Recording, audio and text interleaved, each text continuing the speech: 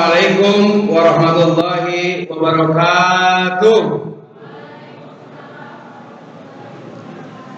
Alhamdulillahirabbil alamin wassalatu wassalamu ala asrofil anbiya'i wal mursalin sayyidina wa habibana Muhammadin sallallahu alaihi wasallam wa ala alihi wa ashabihi wa man tabi'ahum bi ihsanin ila yaumiddin. Amma ba'd, qala Allah Ta'ala fi kitabihil karim, a'udzu billahi minasy syaithanir rajim, bismillahirrahmanirrahim.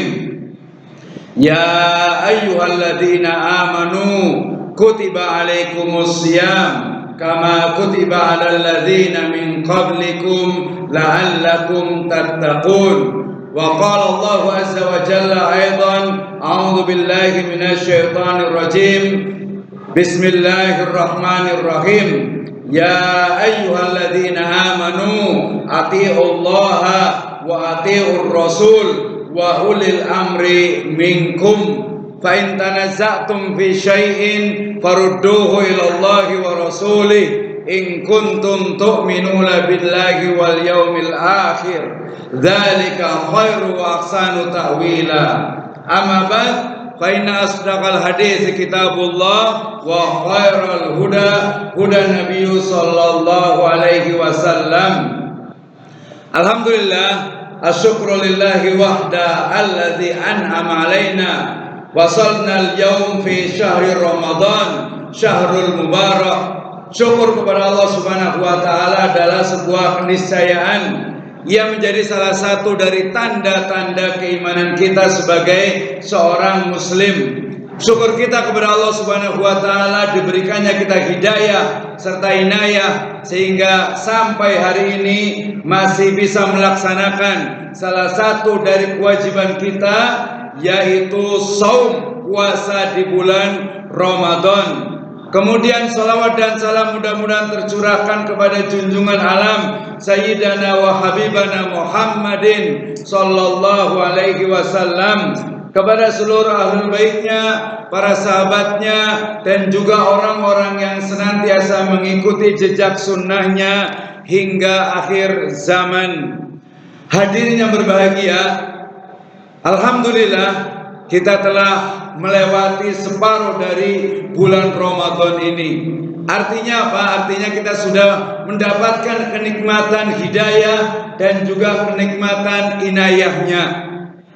Hari ini kita akan diskusi bersama, kita akan sharing bersama, berbincang bersama berkaitan dengan antara kaitan atau korelasi antara Ramadan dengan muamalah, Ramadan dengan ekonomi syariah.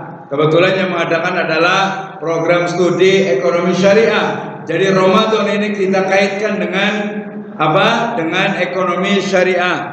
Hadirin yang berbahagia, ikhwan dan akhwat sekalian, hal yang menarik adalah ketika kita menelaah, kita mempelajari firman Allah Subhanahu wa taala yang kaitannya dengan Ramadan, yang kaitannya dengan apa? Dengan shaum atau puasa.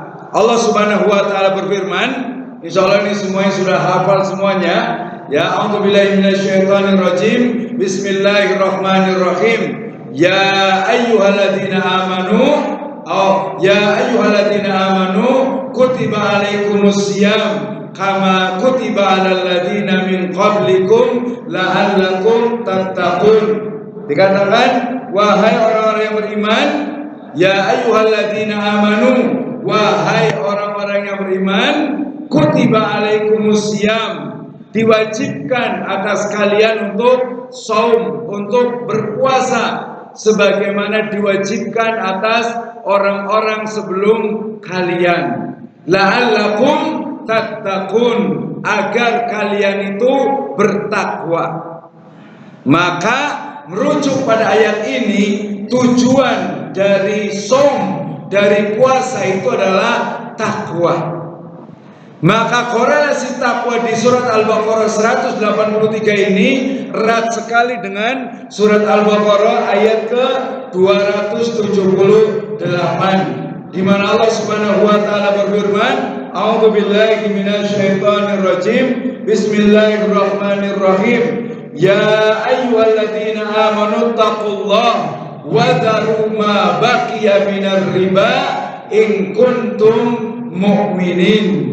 Dikatakan, ya ayyuhalladzina amanu, wahai orang-orang yang beriman, bertakwalah kepada Allah Subhanahu wa taala. Kalau di ayat Al-Baqarah 183 ini memerintahkan kita sebagai seorang mukmin untuk apa? Berpuasa, saum, tujuannya adalah untuk bertakwa, maka Al-Baqarah 278 ini memerintahkan pertama, wahai orang yang beriman, bertakwalah kepada Allah Subhanahu wa taala. Korelasinya sangat kuat, yaitu apa? Takwa.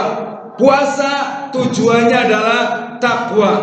Kemudian nanti ada perintah takwa dalam Al-Baqarah 278, kaitannya dengan apa? Wadharu ma baqiya minar riba in kuntum mu'minin. Tinggalkanlah sisa riba yang sudah dilakukan jika kalian itu beriman. Maka apa? Ada korelasi antara takwa, tujuan dari puasa, kemudian juga perintah untuk bertakwa bagi orang-orang yang beriman. Maka hadirin yang berbahagia, kita akan lihat bagaimana firman Allah Subhanahu wa taala juga kaitannya dengan apa? Shaum atau dengan puasa ini. Tujuan dari puasa adalah untuk mewujudkan manusia yang bertakwa. Artinya apa? Allah Subhanahu wa taala tidak membutuhkan adanya lapar kita, tidak membutuhkan haus kita, tetapi yang dibutuhkan adalah ketakwaan kita. Allah Subhanahu wa taala berfirman melalui lisan Rasulullah sallallahu alaihi wasallam, dikatakan apa? Malam yada qauluz zur. Kemudian wal fa'ala bihi wal jahlu falaysa lillahi hajatun fi ayyada ta'muhu wa syarabahu. Allah Subhanahu wa taala tidak membutuhkan rasa lapar itu, ya tidak juga membutuhkan rasa haus itu, dan juga tidak membutuhkan ada orang-orang yang berpuasa akan tetapi dia tidak meninggalkan qauluz zur, kata-kata yang tidak baik, kata-kata yang dusta, kata-kata yang bohong. Ya, Allah Subhanahu tidak membutuhkan itu. Yang Allah butuhkan adalah ketakwaan dari seorang mukmin. Maka berikutnya, shaum atau puasa itu adalah kewajiban kita sebagai seorang muslim.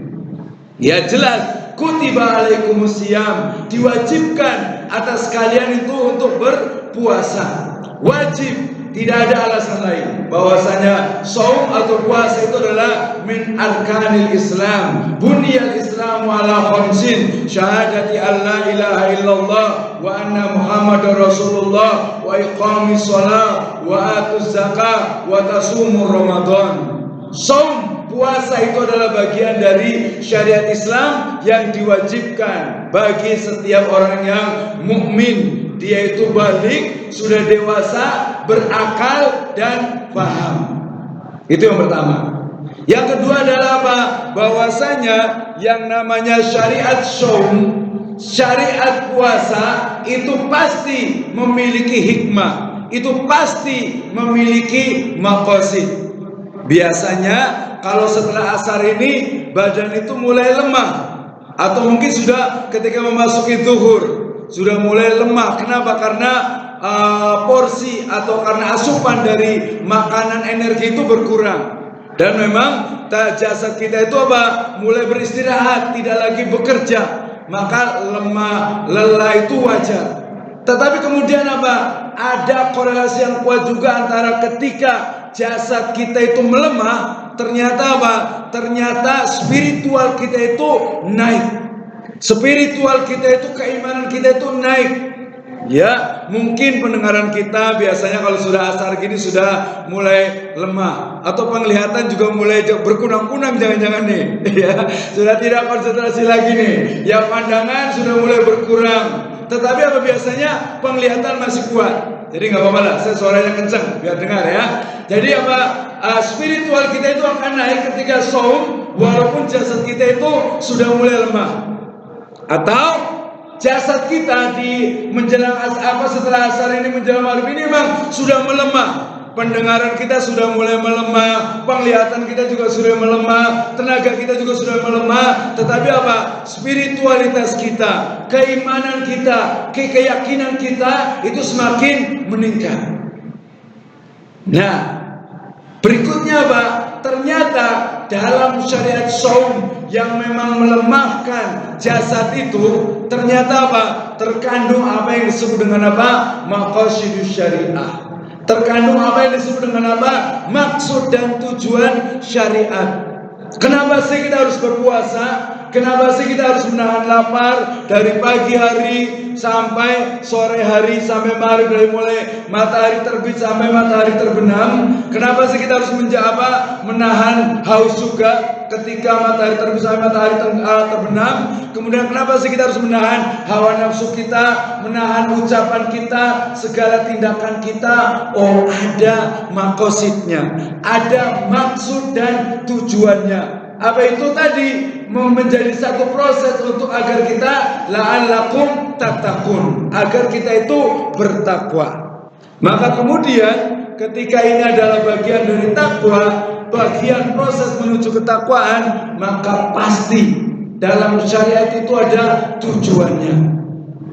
Dan kaitan tujuan dengan maqasid, dengan syariat itu pasti ada antara satu dengan yang lainnya, ada hubungannya.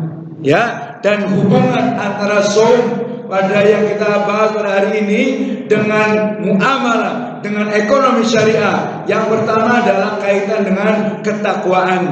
Yang kedua adalah kaitan dengan apa? Keimanan. Sehingga hadirnya berbahagia, kita akan bisa memahami bagaimana saum kita, bagaimana puasa kita itu memiliki apa? Memiliki nilai yang sangat jelas, yaitu untuk bertakwa kepada Allah Subhanahu wa ta'ala. Baik, kemudian berikutnya ibadah saum atau puasa. Prosesnya adalah jelas. Kita harus memahami rukun dan syarat dari saum atau dari puasa. Ya, jelas bahwasanya apa? Setiap segala sesuatu itu atau harus dengan ilmu. Ketika kita saum, ketika kita puasa, maka harus pahami ilmu dari puasa itu. Ya, jangan sampai kita puasa itu hanya ikut-ikutan. Ya, tidak paham rukun dan syaratnya, kemudian pembatal-pembatalnya, kemudian bagaimana agar puasa kita itu memiliki kualitas yang terus meningkat. Maka puasa atau saum itu adalah proses menuju tujuan kita, yaitu ketakwaan kepada Allah Subhanahu wa ta'ala. Kalau kita rinci, maka tujuan dari saum, ya, kita lihat tujuan dari saum itu adalah apa? Ketakwaan, kemudian keimanan, kemudian juga ada unsur ihsan. Ini apa? Tujuan-tujuan dari internal adanya saum, adanya puasa. Tapi ada juga tujuan yang sifatnya itu eksternal. Yang pertama adalah apa? Adanya kepedulian. Dengan kita merasakan lapar, dengan kita merasakan haus, maka kita bisa berempati kepada saudara-saudara kita yang ada di Suriah, yang ada di Palestina, yang ada di medan-medan perang lainnya. Mereka dalam keadaan lapar, dalam keadaan haus. Kita bisa merasakan perjuangan mereka. Yang kedua ada apa? Ada fadilah, ada keutamaan ketika kita berpuasa. Maka ada juga perintah kita memberikan makan kepada orang yang berpuasa. Pahalanya sangat besar ketika seseorang itu memberikan makan kepada orang yang berpuasa. Dan faktor eksternal yang ketiga adalah action atau aksi. Maksudnya apa? Maksudnya adalah ketika saum itu juga adalah tindakan. Maka hasil takwa itu bukan hanya apa? Ingat, iman itu bukan hanya apa? Al-yakin fil qalbi. Kemudian juga bukan hanya anitqu bil lisan, tapi amal bil jawarih. Amal dengan anggota badan. Ya, jadi kalau puasa kita tidak memunculkan rasa empati terhadap saudara-saudara kita, kemudian saum kita juga tidak menambahkan keimanan kita, dan puasa kita ternyata juga tidak memberikan aksi nyata pada diri kita, berarti dipertanyakan puasa kita, dipertanyakan efektivitas dari saum kita. Selanjutnya, ini adalah tujuan dari saum atau puasa. Ya, bertakwa kepada Allah Subhanahu wa taala, jelas takwa, ya, la'allakum tattaqun. Kemudian menambahkan keimanan. Kenapa? Karena ya ayyuhalladzina amanu diperintahkan, ini adalah perintah untuk orang-orang yang beriman. Agar apa? Agar tambah imannya, agar tambah ketakwaannya. Yang ketiga adalah apa? Menambah atau melatih ihsan kita. Saum atau puasa itu betul-betul adalah sebuah madrasah, sebuah sekolah, sebuah latihan bagaimana kita melatih ihsan kita. Apa itu ihsan? Ihsan itu adalah anta'budallaha ka'annaka tarahu fa illam takun tarahu fa innahu yaraka. Ihsan itu adalah apa? Engkau menyembah Allah Subhanahu wa taala seolah-olah engkau melihat Allah Subhanahu wa taala. Kalaupun engkau tidak melihat Allah Subhanahu wa taala, maka sesungguhnya Allah Subhanahu wa taala itu yaraka, melihat kamu. Ini adalah ihsan. Maka apa? Maka puasa itu melatih ihsan kita. Kita tidak dilihat oleh manusia, kita tidak dilihat oleh apa? Makhluk yang lainnya, tapi kita terus berpuasa dari matahari terbit sampai matahari terbenam. Ihsan kita terus dilatih. Ya, dan faktor eksternalnya adalah peduli dengan orang miskin yang lapar. Kemudian action memberi makan fakir miskin melalui fidyah. Ini untuk yang tidak berpuasa. Kemudian fadilah memberi makan bagi orang-orang yang saum, bagi orang-orang yang berpuasa. Hadirin yang berbahagia, ikhwan dan akhwat sekalian, maka kita menemukan korelasi yang sangat kuat antara iman, antara takwa dengan saum, dengan puasa, dan juga muamalah. Ingat, ayatnya adalah ya ayyuhalladzina amanu taqullaha wa dharu ma baqiya minar riba in kuntum mu'minin.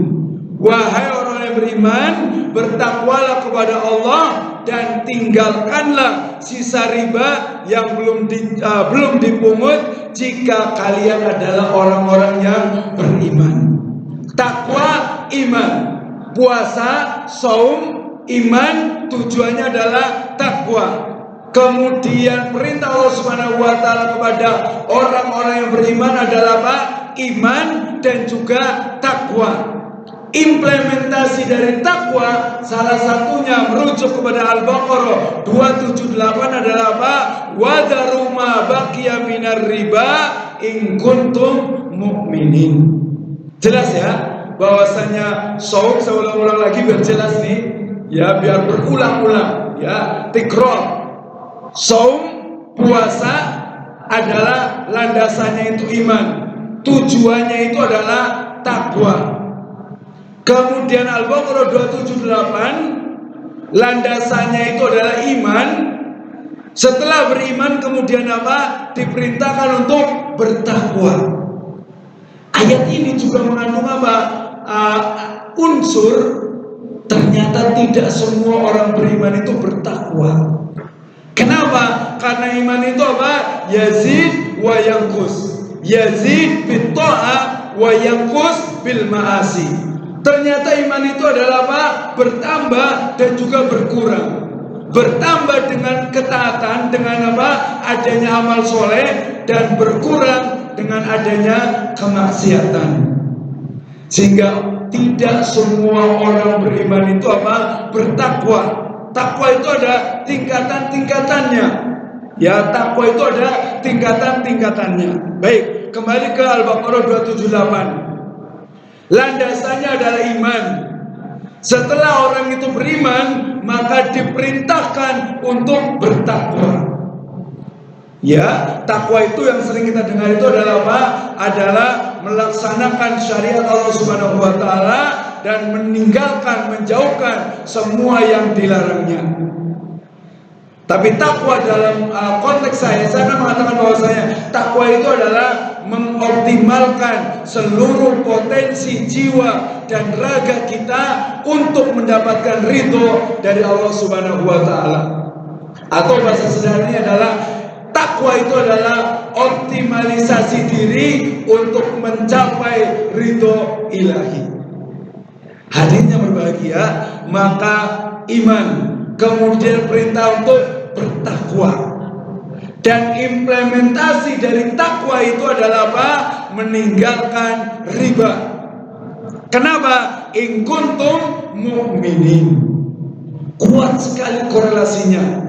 Ya, kuat sekali hubungannya antara saum, landasan iman, tujuannya adalah takwa. Kemudian orang-orang yang beriman diperintahkan untuk bertakwa, dan implementasi takwa adalah meninggalkan riba. Tentu saja bukan hanya meninggalkan riba, tetapi meninggalkan semua uqud muharramat, meninggalkan semua akad-akad yang diharamkan oleh Allah Subhanahu wa ta'ala. Maka saya katakan jalan menuju takwa adalah dengan meninggalkan riba.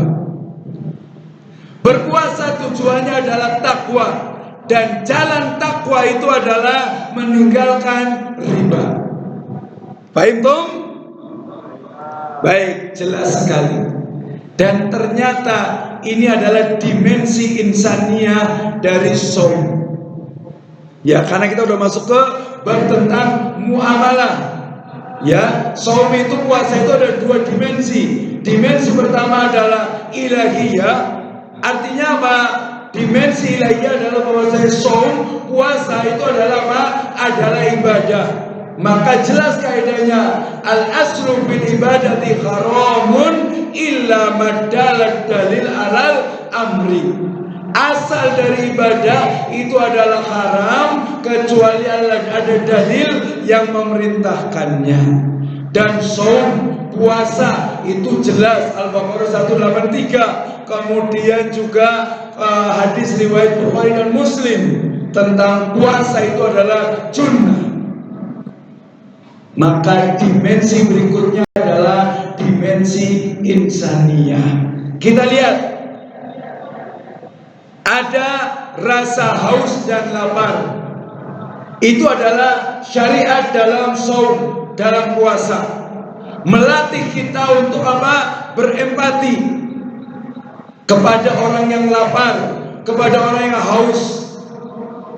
Di kota Bogor ini masih banyak kita lihat orang yang mereka tidur di pinggir jalan, yang mengemis di lampu-lampu merah di pinggir jalan. Masih banyak mereka yang kelaparan, mereka yang tidak ada untuk berbuka puasa. Empati kita bangkitkan dengan menahan lapar dan haus.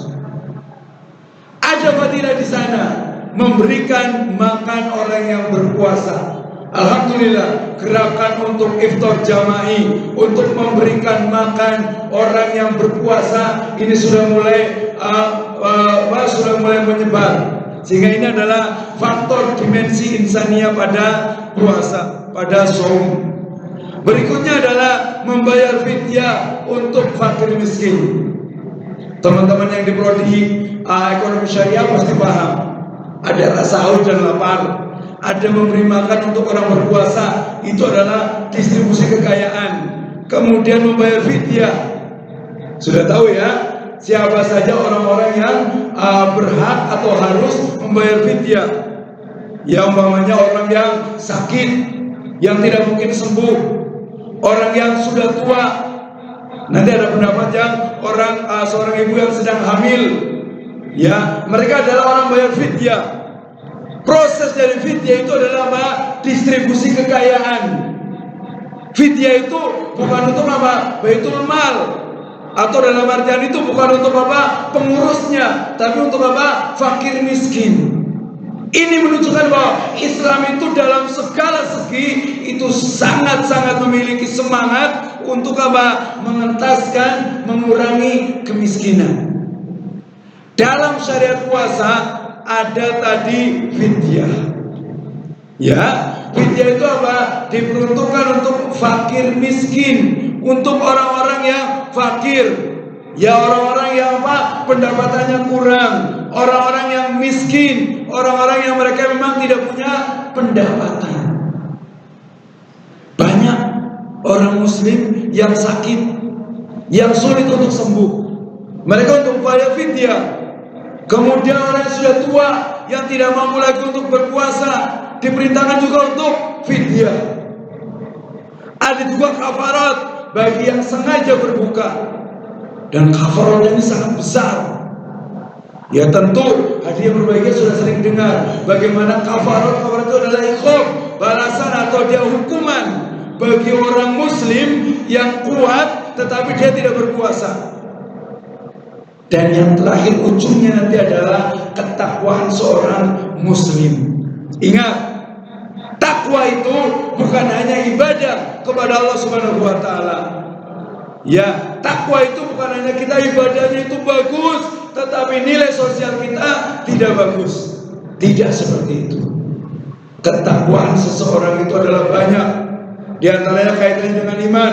La yu'minu ahadukum hatta yuhibbu li akhi ma yuhibbu li nafsi. La yu'minu ahadukum hatta yukrimu dhaifahu. La yu'minu ahadukum hatta yukrimu jaruhu. Semua hadis tersebut, riwayat-riwayat tersebut menunjukkan bahwasanya apa? Iman, takwa itu tidak sempurna kalau kita tidak mencintai saudara kita, tidak memuliakan tetamu kita, tidak memuliakan tetangga-tetangga kita, fakir miskin kita, anak yatim kita. Jelas sekali korelasinya. Maka kemudian ini makna takwa yang tadi saya sebutkan, mengoptimalkan seluruh potensi jiwa dan raga untuk mendapatkan ridho dari Allah Subhanahu wa ta'ala. Ini adalah takwa. Jadi potensi kita yang sebagai mahasiswa, optimalkan potensinya sebagai mahasiswa. Jangan dibiarkan kemungkaran ada di kampus kita, ada di wilayah kita, ada di negeri kita. Ajak saudara kita, teman kita, keluarga kita, teman kampus kita, negara kita untuk berbuat kebajikan. Ada amar ma'ruf nahi munkar. Potensi jiwa kita, potensi raga kita hanya untuk tujuan satu, mendapatkan ridho dari Allah Subhanahu wa ta'ala. Maka hadiah berbahagia, jika Anda bertakwa, tadi sudah takwa, jelas. Jika Anda bertakwa, maka yang pertama, taat Allah dan Rasulnya. Tidak mencari hukum selain hukum Allah Subhanahu wa ta'ala. Kemudian masuk ke dalam Islam secara kafah. Jika Anda bertakwa, maka ikutilah ekonomi syariah. Jika Anda bertakwa, maka ikutilah muamalah syariah. Kita lihat. Jika Anda bertakwa, maka taat Allah dan Rasulnya itu adalah sebuah keniscayaan. Surat An-Nisa ayat ke-59 selalu harus kita ulang-ulang terus. A'udzubillahi minasyaitonirrajim. Bismillahirrahmanirrahim. Ya ayyuhalladzina amanu atiullaha wa atiur rasul wa ulil amri minkum. Wahai orang beriman, taatilah Allah, taatilah Rasul dan ulil amri di antara kalian. Ulil amri adalah ulama, kemudian su'ama, yang mereka itu taat Allah dan taat Rasulnya. Surat Al-Anfal ayat pertama juga dikatakan wa atiullaha wa rasulah in kuntum mu'minin. Jika kalau kita sudah berpuasa, tujuan puasa itu adalah takwa, tapi ternyata kita tidak taat Allah dan Rasulnya, maka takwa kita dipertanyakan. Dalam hal yang lebih spesifik, kita berpuasa, capek, lapar, haus, ingin bertakwa, tetapi apa?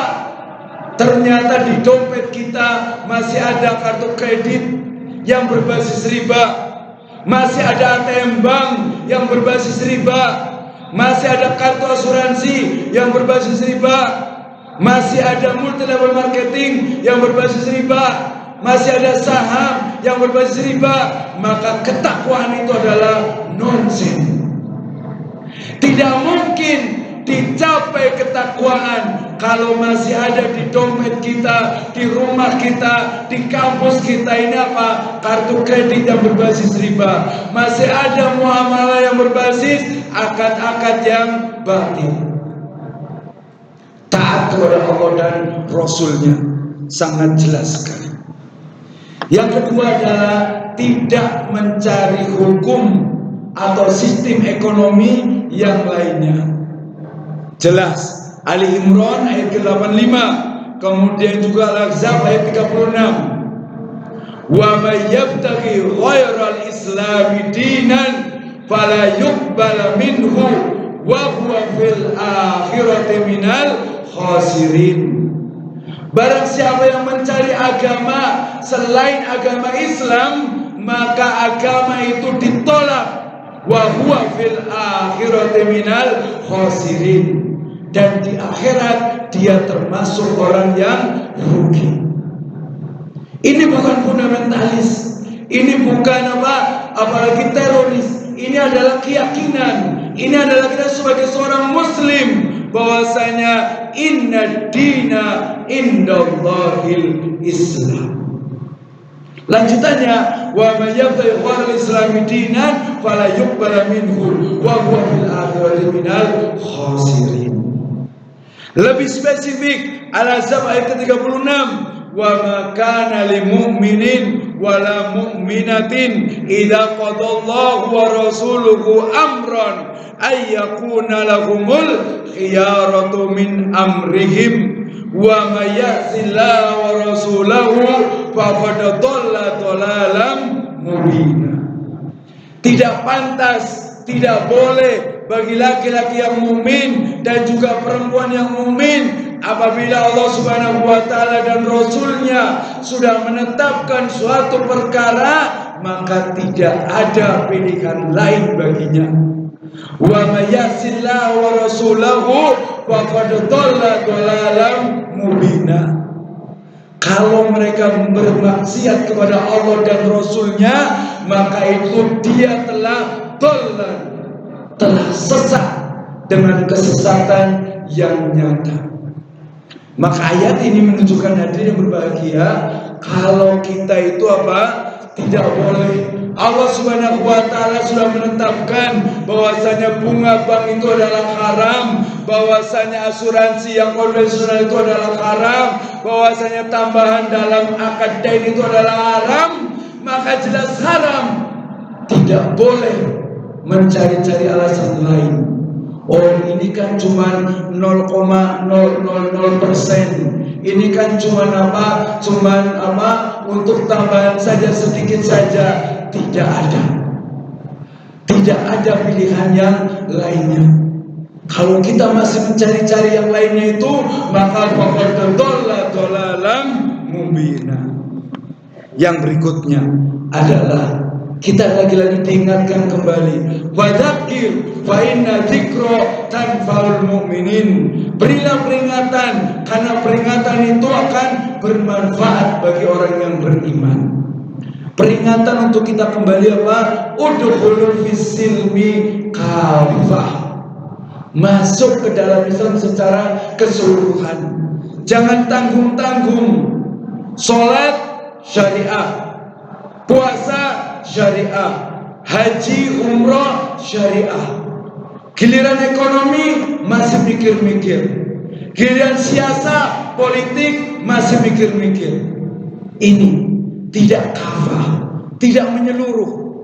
Yang kita inginkan adalah jelas, bukan kita inginkan tapi Allah Subhanahu wa taala yang inginkan. Ya ayyuhalladzina amanu udkhulu fis-silmi kafah wa la tattabi'u khutuwatis syaitan innahu lakum aduwwun mubin. Lagi-lagi ayat ini adalah apa? Memerintahkan kepada orang yang beriman. Ternyata ada juga orang yang beriman itu apa? Dia ternyata apa? Tidak kafah dalam keislamannya. Ya, tidak menyeluruh dalam amalannya. Maka diingatkan kembali, wahai orang-orang yang beriman, masuklah ke dalam Islam secara kafah, secara menyeluruh, secara apa? Keseluruhan. Maka hadiah berbahagia, ikhwan dan akhwat sekalian, inilah takwa dalam muamalah. Ketaatan total kepada Allah dan Rasul-Nya. Kemudian muamalah yang adil dan maslahah. Larangan akad batil dan haram.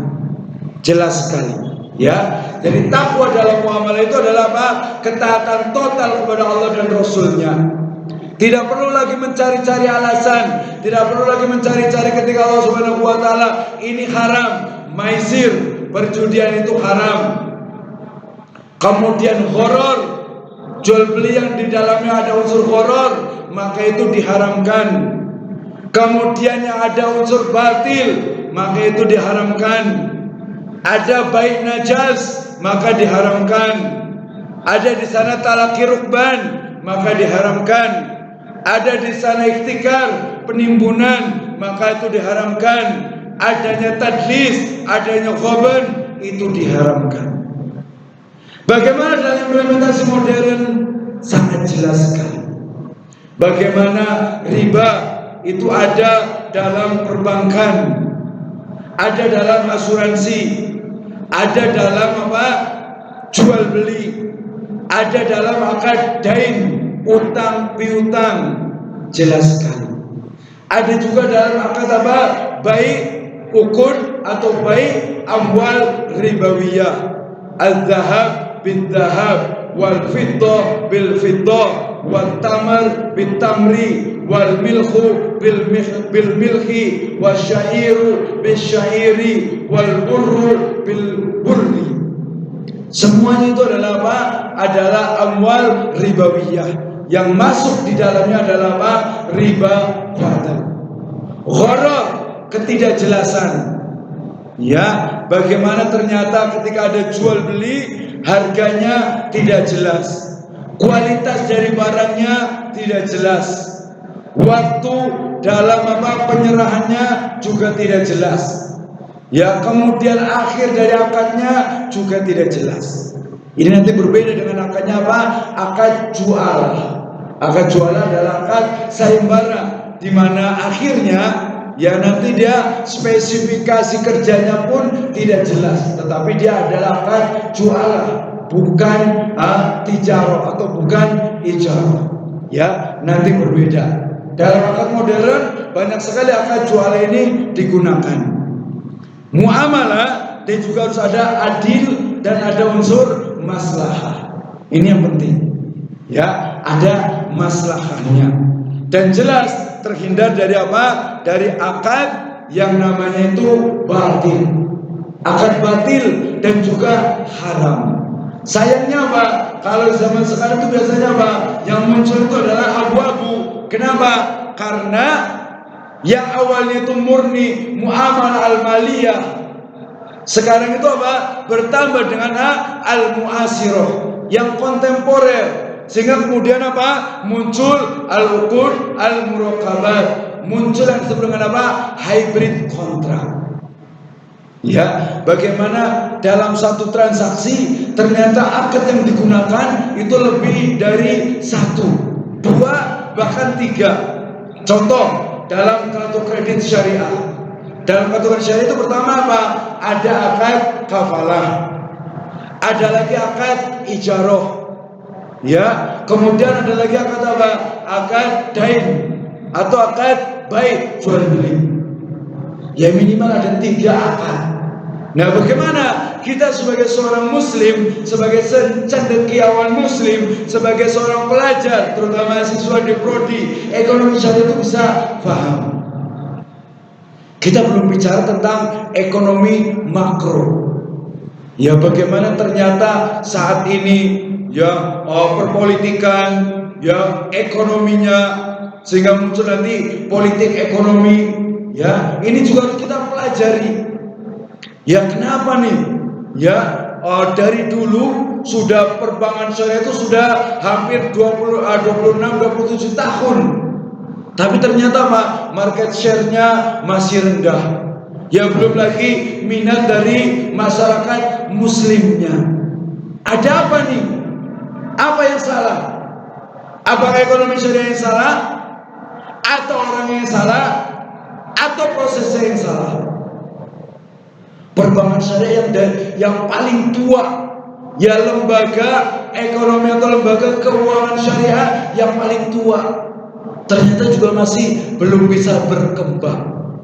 Tidak lebih dari 6%, 5,7%. Ya, bahkan sebagai mengatakan masih kurang dari itu. Berarti ada yang salah nih. Tetapi apa? Ajaba amrul muslim. Sangat menakjubkan perkara orang muslim. Pengajian mau banyak, bagus, alhamdulillah. Mau sedikit, bagus juga. Kenapa? Karena itu lebih efektif. Perbankan syariah, ekonomi syariah, ya mahasiswanya banyak, bagus. Sedikit, tidak masalah. Kenapa? Karena bukan kuantiti, bukan kuantitas, tetapi kualitas. Ya, sehingga apa? Kalau Mbak Maisa pernah mengatakan di kelas, kalaupun ekonomi syariah itu sudah tidak ada, maka tidak masalah. Karena ekonomi syariah itu adalah ideologi kita. Maka kalaupun saya sendiri berdiri sebagai pembela ekonomi syariah, maka saya tidak pernah takut. Karena ekonomi syariah itu adalah din. Ekonomi syariah adalah bagian dari agama kita, bagian dari Islam. Sehingga kalau ada orang yang mengaku Islam, tapi dia tidak suka dengan ekonomi syariah, kemudian dia mungkin tidak optimis dengan ekonomi syariah, maka dipertanyakan keislamannya. Sekali lagi, ekonomi syariah adalah ekonomi ideologi, ekonomi keyakinan, ekonomi iman. Sehingga sedikit pun jumlahnya tidak menjadi masalah. Banyak, alhamdulillah. Sedikit, kita kuat. Kualitas. Ini menjadi motivasi bagi kita. Baik, kita akan lihat bagaimana proses dari ekonomi syariah atau muamalah al-maliyah. Intention, niat, dan niat. Kemudian proses ikhlas dan mutaba'ah. Dan goalnya, tujuannya adalah mardotillah, ridho Allah subhanahu wa ta'ala. Ketika ridho Allah subhanahu wa ta'ala itu muncul, maka apa? Falah itu pasti akan didapatkan. Ini nanti jangan bingung. Ada yang mengatakan tujuan dari ekonomi syariah itu adalah falah. Falah di dunia wal akhirah. Falah itu adalah sukses, berhasil, berjaya, maju. Itu falah. Tetapi apa?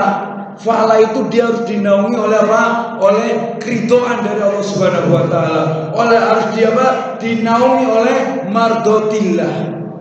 Sehingga saya akan mengatakan niat kita perbaiki, kemudian prosesnya juga diperbaiki terus menerus. Jangan pernah pesimis. Kayaknya bank syariah sama aja dengan bank konvensional. Kayaknya asuransi syariah gak jauh beda dengan asuransi ribawi. Kayaknya sukuk, ya obligasi gak jauh beda dengan obligasi yang konven. Itu adalah proses. Itu adalah proses, dan itu justru menjadi apa? Medan jihad kita. Ya, medan perjuangan kita itu adalah apa? Mensyariahkan, bertahap, terus menerus ada perbaikan. Jangan pernah merasa puas. Oh, sudah ada bank syariah, sudah puas. Tidak. Bank syariah harus kita syariahkan, harus kita perbaiki terus. Kita perbaiki lagi apa? Politik ekonominya. Kita perbaiki lagi apa? Kebijakan-kebijakan ekonominya. Saya mengutip perkataan dari Pak Ascar, ya, seorang senior researcher, peneliti senior di Bank Indonesia. Cita-cita beliau itu sangat mulia, dan ini menjadi tugas kita semuanya, tugas mahasiswa dan mahasiswi. Pastor, ya, beliau mengatakan hukumnya sangat banyak sekali. Beliau mengatakan cita-cita saya adalah menjadikan Bank Indonesia hanya satu divisi kecil dari Bank Syariah Indonesia. Saya ulang lagi, Bank Sentral Indonesia atau yang dikenal dengan Bank Indonesia itu hanya bagian divisi kecil dari Bank Sentral Syariah Indonesia. Jelas? Paham? Ya, bahwasanya nanti bank konvensional itu hanya bagian kecil. Ya, di BI itu dia hanya kamar kecil dari divisinya Bank Sentral Syariah Indonesia. Bicaranya apa? Ekonomi makro. Bicaranya tentang apa? Tentang kebijakan. Bagaimana kebijakan ekonomi di Indonesia ini harus apa? Harus pro dengan ekonomi syariah. Tidak usah menunggu yang di atas. Tanya diri kita dulu. Kita siapkan generasi kita. Perjuangan kita itu masih panjang. Bank konvensional, bank ribawi, dia itu sudah 100 tahun lebih, bahkan 125 tahun. Bank syariah baru 26 tahun, 27 tahun. Masih panjang. Maka bercita-citalah menjadi direktur Bank Syariah, Bank Sentral Syariah Indonesia. Bercita-citalah menjadi apa?